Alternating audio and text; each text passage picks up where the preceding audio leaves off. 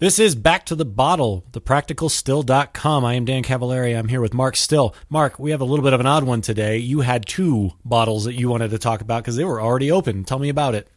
Yeah, well, I got to thinking I was doing another one of these videos, and I like the whiskey, and I thought everybody likes the whiskeys. Doesn't anybody have a whiskey they try they don't like? Well, I had two.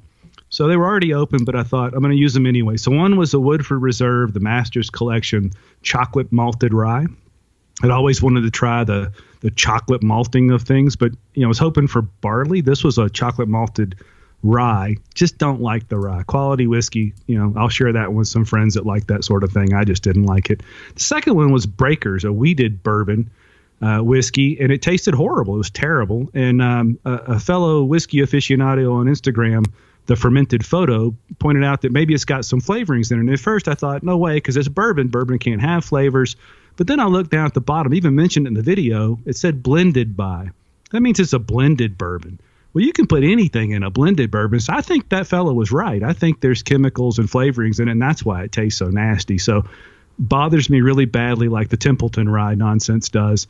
It's not a good whiskey. Don't buy Breakers bourbon whiskey. It's terrible.